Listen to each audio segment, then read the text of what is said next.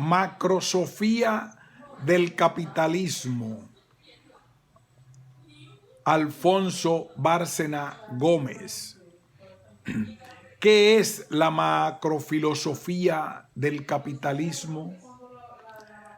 La macrofilosofía, según la definición del profesor de filosofía Goncal Mayos, son los estudios de los procesos, estructuras y sistemas sociales económicos de largo alcance y significativo y temporal, industrialización, revolución y de los grandes conceptos agregados significativos, mentalidades sociales, grandes líneas culturales.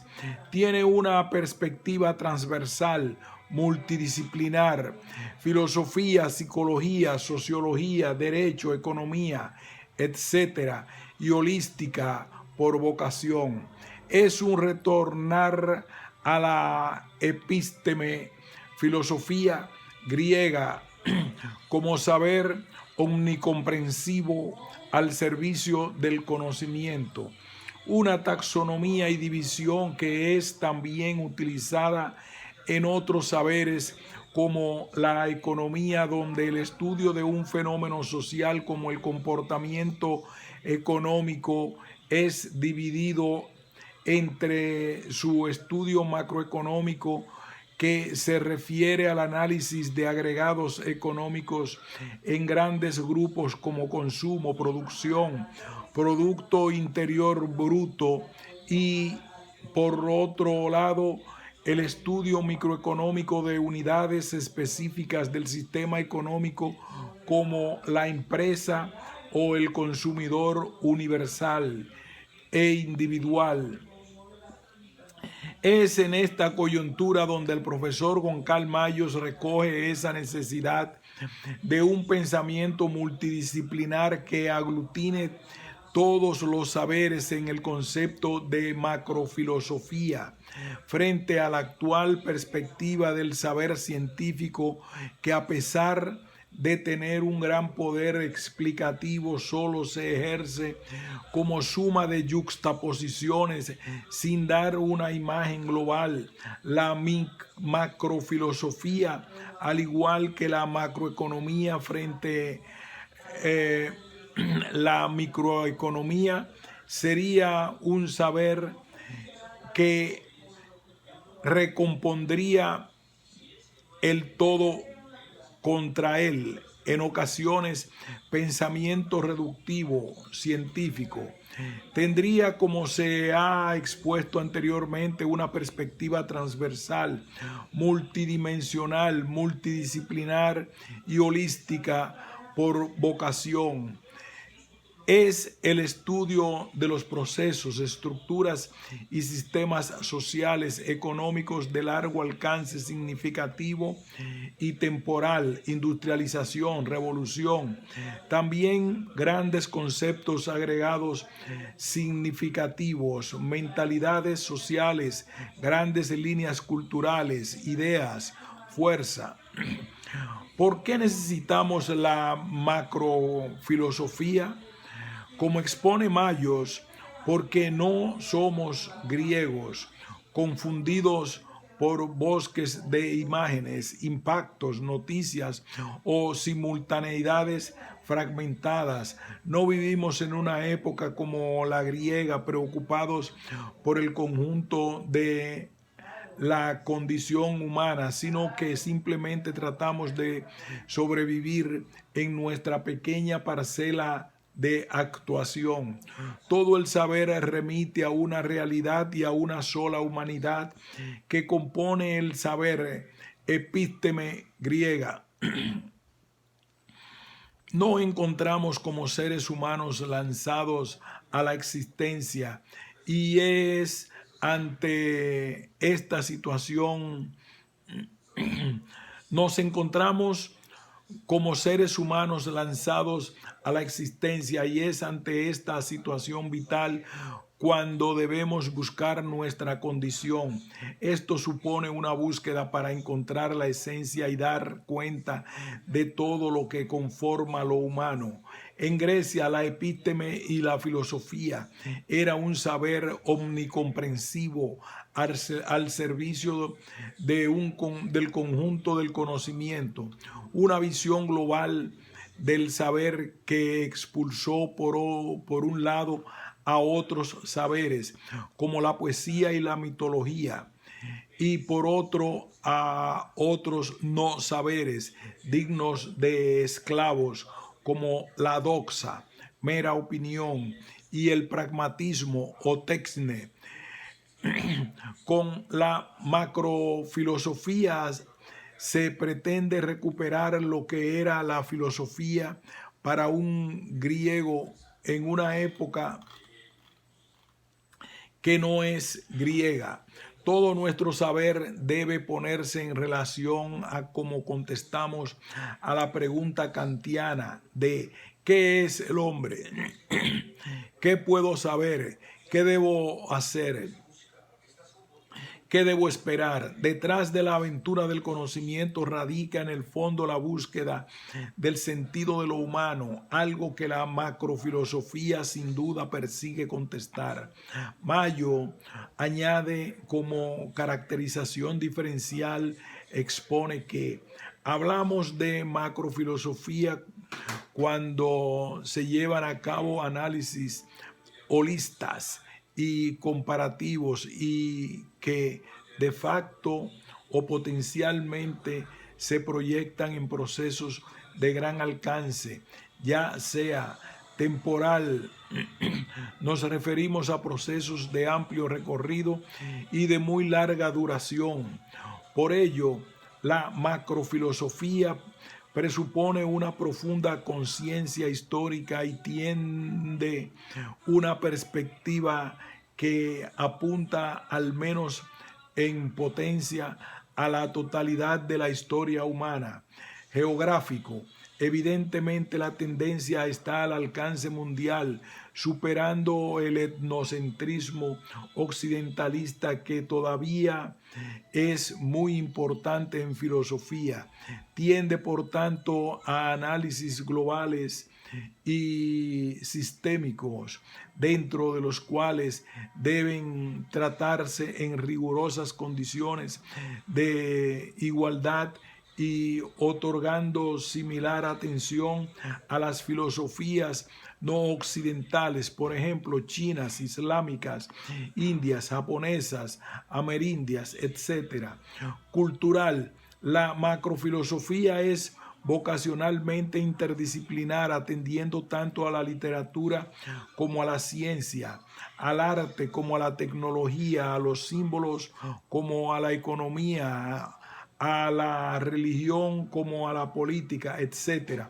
Naturalmente, el objetivo último no es la mera erudición, sino la selección y determinación crítica de los elementos más relevantes y mutuamente interrelacionados. ¿Qué aplicación práctica tiene la macrofilosofía? La macrofilosofía puede permitirnos entender de forma multidisciplinar cuál es la lógica de la fase actual del capitalismo, entendido como concepto y proceso de carácter agregado y de larga duración a través de la utilización de un modelo de análisis. La convicción o hipótesis de partida de este estudio es que el capitalismo no puede ser analizado solo desde una perspectiva exclusivamente economicista. Necesita un conjunto de miradas interdisciplinares ante la complejidad de su formación, desarrollo y consecuencias no solo económicas, sino también sociales o personales. La economía es demasiado seria para ser dejada sola a la gestión de los economistas. De este modo y a modo de ejemplo propedéutico que posteriormente en este trabajo desarrollaremos, podemos empezar con el filósofo Zizek, y comprender que nos encontramos en la fase apocalíptica del capitalismo, el cual se ha convertido en una forma de religión donde la gente arriesga su vida para el desarrollo de la producción, que el beneficio crezca y el capital circule, subordinando totalmente a esto su felicidad, y que estamos, aunque no lo parezca, en una época profundamente ideológica, marcada aún por la desigualdad y la sociedad de clases, donde vivimos en una ilusión democrática que nos impide actuar y en la cual el Estado se convierte en un instrumento de la clase dominante. Continuando con Richard Sennett y, y entender cómo los nuevos métodos de gestión del capitalismo, precariedad, cambio, incertidumbre, chocan con lo que conforma desde siempre nuestro carácter: lealtad, compromiso, solidez, corroyendo ese carácter en el que nos han educado y provocando esa angustia e inestabilidad que todos podemos sentir en nuestro desarrollo profesional. Siguiendo con Ulrich Beck y su Sociedad del Griego, siguiendo con Ulrich Beck y su Sociedad del Riesgo, donde vemos que cada vez más los riesgos sociales, económicos o industriales tienden a escapar del control y protección de las instituciones que nos daban protección hasta el momento. Los riesgos se hacen incalculables, incontrolables por nuestras instituciones políticas e imprevisibles como la crisis económicas. Esta incertidumbre afecta sin duda a nuestra construcción de la identidad personal, desvinculándonos de las formas tradicionales de socialización, familia, trabajo, y tendiendo a procesos de individualización extremos en una sociedad precaria. Para finalizar, por ejemplo, con Zygmunt Bauman y su modernidad líquida, donde la metáfora de la liquidez en la cual los lazos entre las partículas son muy débiles, muestra un tiempo sin certezas, con un carácter transitorio y volátil de las relaciones, la obligación de ser libres, asumiendo miedos y angustias existenciales que tal libertad comporta, o la cultura laboral de la flexibilidad que arruina toda previsión del futuro. En la aventura del conocimiento y en nuestra búsqueda individual de cuál es nuestra esencia y sentido como humanos, la macrofilosofía y la perspectiva multidisciplinar puede sernos de gran ayuda en ampliar las coordenadas con las que divisamos el mundo, y también pueden empoderarnos como ciudadanos para actuar con convicción y criterio. Quizás no deberíamos nunca olvidar la frase de Terencio: hombre soy, nada de lo humano me es ajeno. Economía para filósofos y humanistas. La contestación se hace autoevidente si explicamos que la economía como saber autónomo surge en el siglo XVIII de la filosofía moral de la Ilustración escocesa de autores como Hume o Adam Smith. Debería volver a ella Se retornará sobre esta pregunta en las propuestas finales. En este sentido, otro argumento de peso es la necesidad de hacer filosofía pública, como demandaba el filósofo Paco Fernández Buey. Los filósofos deben ser capaces de opinar y orientar con fundamentos sobre temas científicos y técnicos que afecten a la sociedad en la que viven.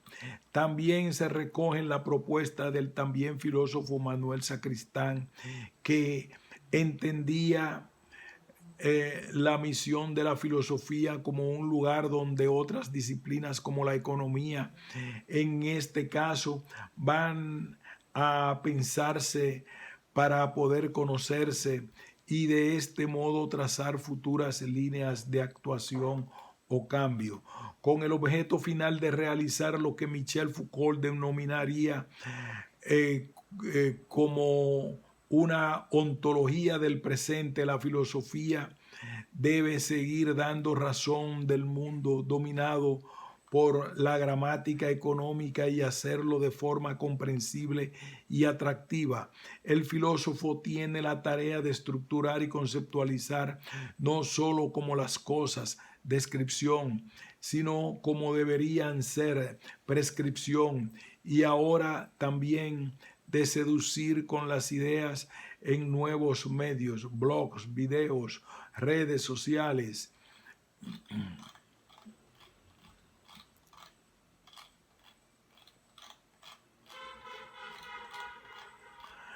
¿Qué entendemos por capitalismo? Una primera definición. Se hace necesaria de entrada realizar una delimitación de lo que entendemos en este trabajo como sistema económico capitalista. Una primera definición del capitalismo es aquel sistema económico en el cual de forma dominante o mayoritaria se dan las condiciones siguientes. Primero, hay propiedad privada de los medios de producción combinada con la desposesión de estos medios para la gran mayoría de los productos directos. Además, se puede añadir que a las empresas de titularidad privada constituyen unidades económicas con autonomía de la decisión para comprar, vender, invertir y comercializar productos, aunque puedan estar reguladas por el Estado. B. En determinadas circunstancias, el control de las decisiones empresariales puede estar en manos de agentes que legalmente no poseen la propiedad de la empresa privadas. Estas empresas juegan un papel dominante en el sistema económico. 2. El objetivo de las empresas de acumulación de capital, la búsqueda de maximización de beneficios para su reinversión permanentes. Esta condición introduce el aspecto motivacional o conductual de las disposiciones de los agentes económicos que en un sistema capitalista existe un mercado libre de compraventa de productos en el cual las empresas compiten por los consumidores, aunque tengan restricciones o limitaciones legales. Por último, hay un mercado libre de compraventa de fuerzas de trabajo. Esto significa que los trabajadores son libres de ofrecer sus servicios en el mercado laboral con la protección legal laboral de cada mercado. La combinación de estas cuatro condiciones producen los sistemas económicos que denominamos como capitalistas. La falta de alguna de ellas darían como resultado otros sistemas y que serían estudiados críticamente por el modelo de análisis macrofilosófico que se presentará más adelante. El sistema capitalista de mercado lleva asociados de este modo la reinversión de parte de los excedentes generados, la especialización productiva y finalmente la conversión de todo intercambio social en el mercado con un precio fijado por la oferta y la demanda. Este sistema económico capitalista lleva asociados también una serie de valores, entendiendo de forma finalista valor como utilidad económica, el individualismo, el éxito como logro económico, la competitividad como aportación ineludible al sistema, el consumismo como forma de realización personal y de alcanzar la felicidad, etcétera. Un sistema que no solo se limita a cuestiones técnicas de organización económica, sino que produce una serie de subjetividades y de consecuencias sociales y culturales sobre las que reflexionaremos en el presente trabajo. El capitalismo que se va a analizar en la presente memoria va a delimitarse en el ámbito temporal al que se produce desde los años 70 y 80 del pasado siglo XX hasta la actualidad con la crisis que comenzó en 2007 y 2008. Esta acotación temporal ha sido realizada y se justifica por una especial dinámica diferencial con épocas anteriores y su relevancia crítica y central en la configuración de la realidad actual. Este análisis del capitalismo contemporáneo creemos que se hace especialmente necesario ya que ha sufrido una de las mayores mutaciones en su dinámica de reproducción y reproducción desde su aparición histórica y cuya realidad estamos viviendo con intensidad actualmente.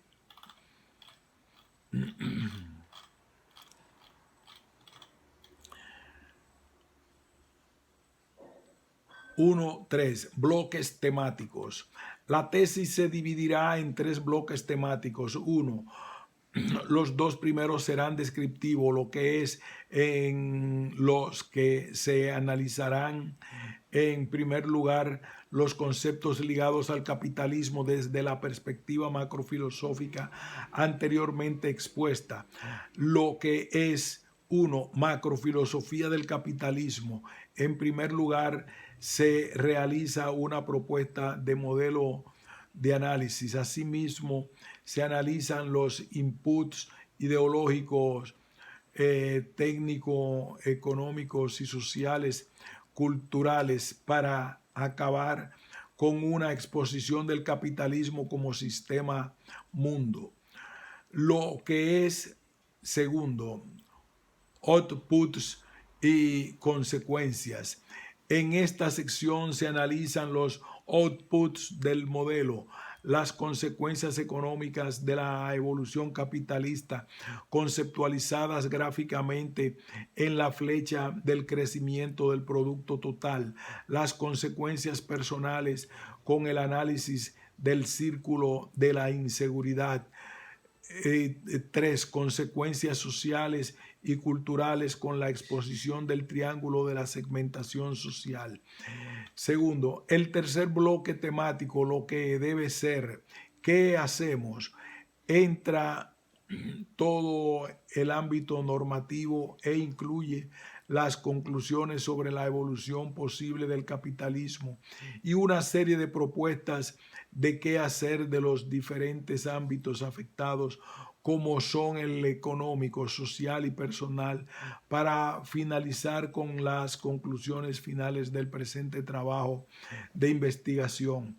La estructura del presente trabajo tiene como objetivo explicitar, por un lado, un desarrollo analítico y descriptivo del fenómeno del capitalismo, lo que es, desde una perspectiva macrofilosófica, con reflexiones en cada capítulo, pero además pretender ir más allá en la intención de ofrecer propuestas de carácter normativo desde la filosofía, lo que debe ser, como forma de actuación social y de intervenir en el debate que interesa y afecta a los ciudadanos, y el ágora pública, que es donde la reflexión filosófica siempre debería tener la misión y la voluntad de participar sin miedo.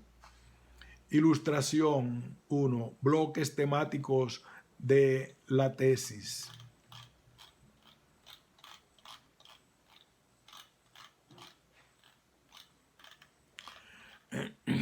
Lo que es un modelo de análisis macrofilosófico del capitalismo. El modelo de análisis propuesto para abordar conceptualmente el capitalismo desde una perspectiva macrofilosófica tiene el elemento central en el concepto de capitalismo como sistema mundo orgánico y gramática universal que se configura y modifica a través de unos inputs ideológicos, unos factores técnico-económicos y culturales, y del cual se extraen una serie de outputs o consecuencias económicas, personales y sociales culturales. La propuesta de articular un modelo tiene la finalidad de estructurar el análisis macro del fenómeno del capitalismo a partir principalmente de las décadas de los 70 y 80 del siglo XX. A pesar de poder parecer un modelo sencillo y mecanicista, la visión diferenciada de los diversos factores, inputs, que determinan en el desarrollo del capitalismo como sistema mundo orgánico, así como la derivación de las posibles consecuencias, outputs de esta dinámica orgánica transformadora del fenómeno capitalista, nos permite extraer una serie de factores claves para realizar las propuestas de posible actuación. Asumimos que muchas veces se hace difícil diferenciar entre inputs y outputs en la compleja amalgama en la que el fenómeno capitalista se desarrolla, pero al mismo tiempo consideramos imprescindible una comprensión del fenómeno. El realizar un análisis estructurado con una metodología claramente explicitada que pueda ordenar y clasificar las diferentes perspectivas sobre el capitalismo y permitan de este modo un análisis clarificador y actuaciones justificadas y distintas. A continuación se pasa a caracterizar esquemáticamente los principales elementos e ideas del modelo de análisis propuesto, lo que es, para realizar estructuralmente una macrofilosofía del capitalismo, y que se van a desarrollar más en profundidad en la descripción reflexionada de los siguientes apartados. Ilustración y modelo de análisis, macrofilosofía del capitalismo. Modelo de análisis, inputs. Los inputs ideológicos a analizar de la actual conformación capitalista serían el consenso de Washington, el liberalismo y el neoliberalismo, Thatcher o Reagan, el pensamiento único como gestión operativa y pragmática de la realidad, el objetivismo, Ayn Rand. Los inputs de factores técnico-económicos analizados como influencia académica serían escuela económica austríaca, turboglobalización, escuela monetarista de Chicago, financiarización de la economía, modelos cuantitativos de finanzas. Inputs de elementos culturales y personales a analizar serían individualismo y búsqueda de la eficiencia personal, despolitización, pérdida del poder y la confianza en el Estado, consumismo y sociedad lúdica, redes sociales e interconectividad, sociofobia y utopía digital. Ilustración 3. Inputs de conformación del capitalismo actual. Consenso de Washington, liberalismo y neoliberalismo, Thatcher Reagan, pensamiento único, objetivismo y pragmatismo ideológicos.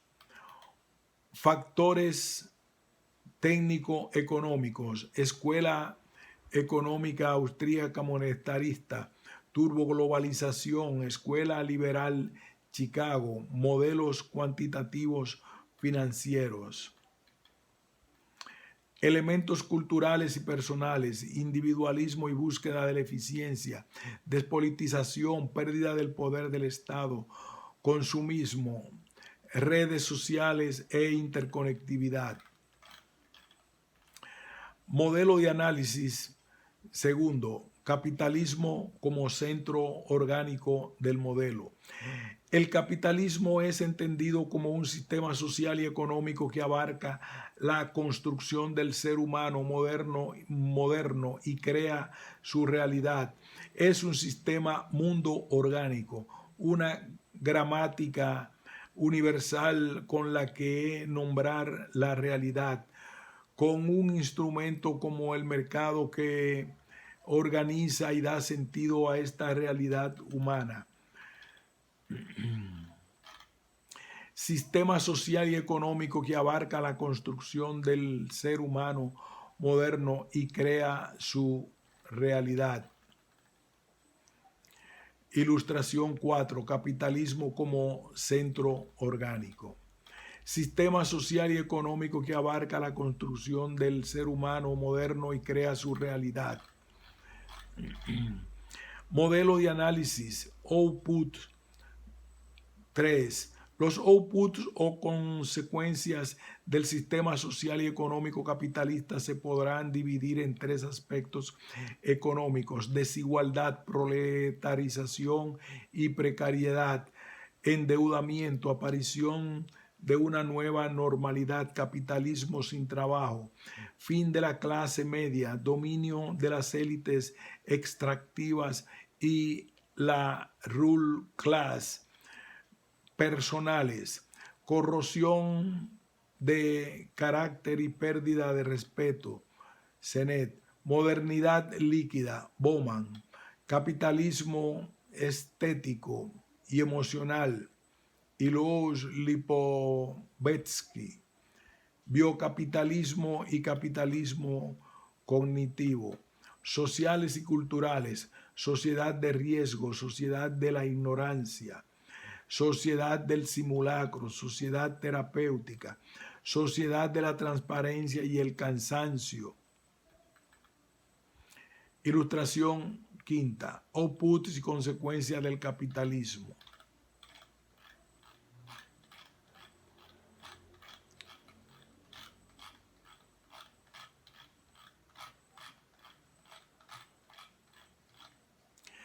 Inputs del actual sistema orgánico capitalista, factores ideológicos.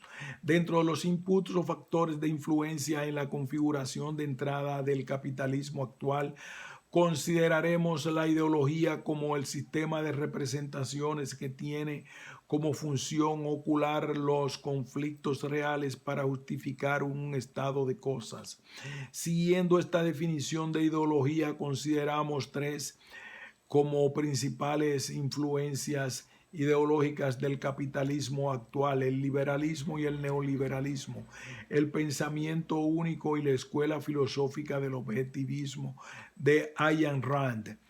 Su selección viene explicada por el éxito que han tenido en justificar el estado de la realización de la realidad económica y social actual, y también la habilidad argumental de su elaborado discurso en el ocultamiento de los verdaderos conflictos reales que afectan a nuestra sociedad, limitándolos a desequilibrios causados por un intervencionismo inadecuado. Una primera caracterización esquemática de estos tres factores ideológicos sería liberalismo y neoliberalismo, pensamiento político, autonomía del hombre frente a heteronomía de la construcción social, libertad individual de elección racional, el comportamiento movido por el interés y no las pasiones. Neoliberalismo, Thatcher, la libertad relega a la igualdad y a la fraternidad. Dulce comercio como pacificador frente a las guerras históricas. Utopía liberal, modelo antropológico individualista, maximalista. Hombre manager de sí mismo, pragmatismo en la actuación, desregulación, no intervención del Estado. Consenso de Washington y pensamiento único. Desideologización, gestión, dominio instrumental, ciega pragmaticidad, sustituir la conceptualización y el pensamiento de la gestión, mercado y lo económico como gramática universal y oráculo último de la intelección de la realidad en el mundo premoderno, en el mercado únicamente era un lugar físico en la ciudad solo para ciertas transacciones comerciales. Ahora es ubicuo y determina todo. El discurso utilitarista capitalista se ha impuesto a pesar de carecer de grandes discursos de legitimación. No hay declaraciones de derechos, actas fundacionales ni monumentos. Objetivismo de Ayn Rand. La realidad existe como absoluto objetivo y la razón es el medio para percibir la realidad. Los hechos son los hechos independientemente de los sentimientos. El hombre es considerado como ser heroico en lucha por su felicidad, como propósito moral de la vida. El logro productivo es la actividad más noble del hombre. Los mercados no son solo una forma útil de organizar la economía, sino que son una estructura moral. En los siguientes tres apartados se analizarán con profundidad y reflexivamente estos tres fundamentos, factores ideológicos en la configuración de entrada del capitalismo contemporáneo.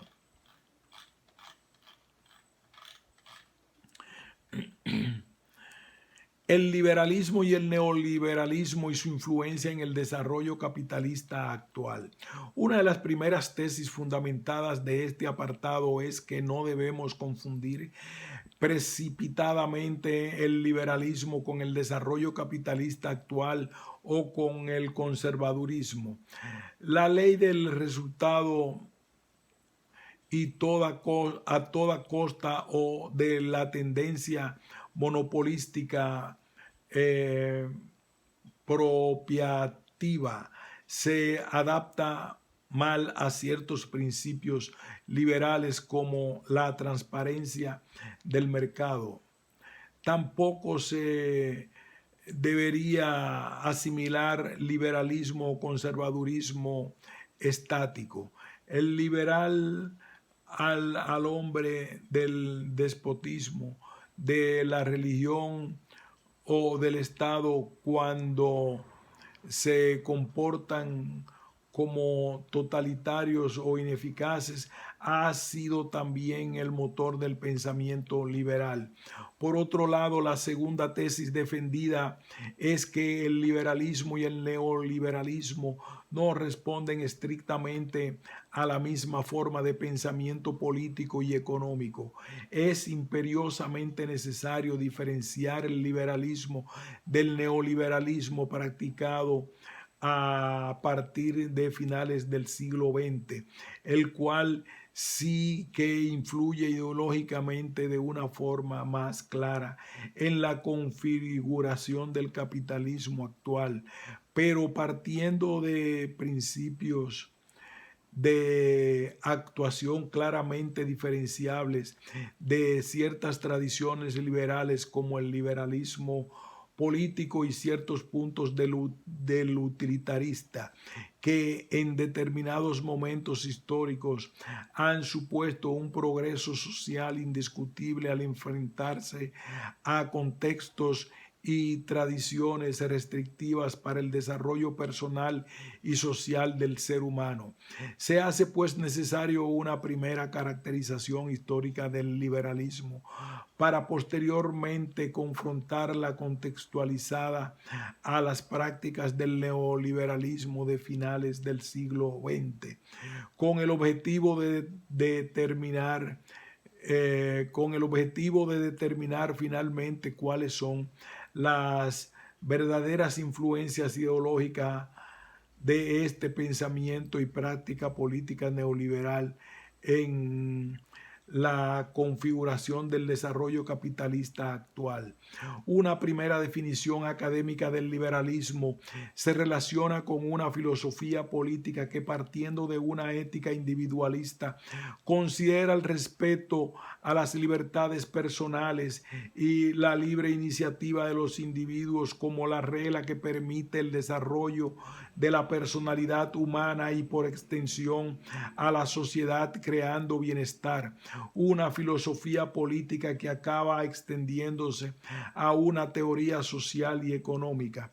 Como expone el profesor Ramón Alcoberro, el liberalismo puede representarse como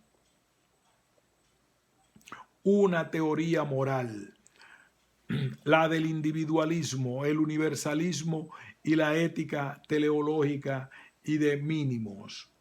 Una teoría económica con la premisa del libre mercado, la no intervención estatal y el emprendedor como eje de la capacidad de la iniciativa privada.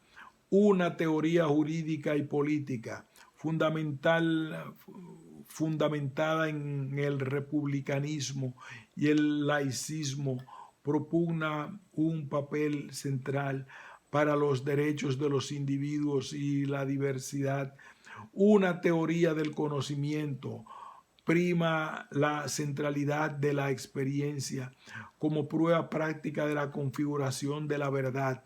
Es una epistemología escéptica e indeterminista. Una teoría psicológica.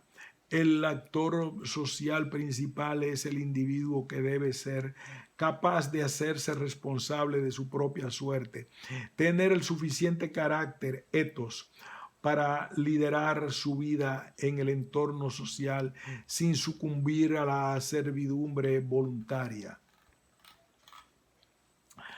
Alcoberro continúa exponiendo los principios liberales por los cuales debería regirse la ética, la política y la economía. El derecho a la diferencia como forma de poder expresar la propia personalidad. La promoción de la libertad personal, aceptando solo la limitación que se deriva de los derechos de los demás. La determinación a seguir la propia conciencia sin aceptar dogmas religiosos o incluso políticos. La limitación del poder estatal y del control mediante instancias públicas, ya que se ve como un peligro para el individuo. El pragmatismo político, entendido como la primacía de las consecuencias prácticas sobre los principios teóricos a la hora de juzgar la política y la ética. Desde un punto de vista histórico, afirmamos que el liberalismo es una invención europea y casi Desde el punto de vista histórico afirmamos que el liberalismo es una invención europea y que está lejos de ser una creación exclusivamente anglosajona. Aparece en el siglo XVIII con el surgimiento y desarrollo de los estados nacionales en la Europa continental, de las premisas de la revolución industrial, de la cristalización de un orden continental al salir de las guerras de religión, de la afirmación de la razón crítica frente al doble dominio reservado a la religión y a la monarquía de derecho divino. Asimismo, la Revolución Francesa en su primera fase fue resueltamente liberal, proclamando la Declaración de los Derechos del Hombre y del Ciudadano con su voluntad de erigir la libertad como principio universal. El liberalismo, lejos de ser conservador, se opone al rentismo y a la protección, a las costumbres tradicionales y a las corporaciones monopolísticas, para poner en competencia a los individuos iguales en derechos. Y es en esta premisa de funcionamiento donde reside su carácter revolucionario, que le permite en ocasiones ser reivindicado tanto por la izquierda, por su fuerza de teoría emancipadora utilizada por la socialdemocracia de la tercera vía de Blair en Gran Bretaña, frente a la voluntad de organización potencialmente totalizadora teorizada por el marxismo, así como de una forma menos forzada por la derecha. Desde un punto de vista filosófico, Alcoberro postula un doble origen de las fuentes del liberalismo: la teoría de los derechos naturales o derechos de primera generación, siguiendo a Locke, el derecho a la vida, a la libertad y a la propiedad son innatos a la condición humana, ya que sin ellos la vida humana sería imposible. El liberalismo nacería como la doctrina política que defiende estos derechos frente a la intervención tendenciosa del Estado. Para Locke, el individuo es señor absoluto de su persona y de sus posesiones. Es así el amo y propietario de su persona, de sus acciones y de su trabajo.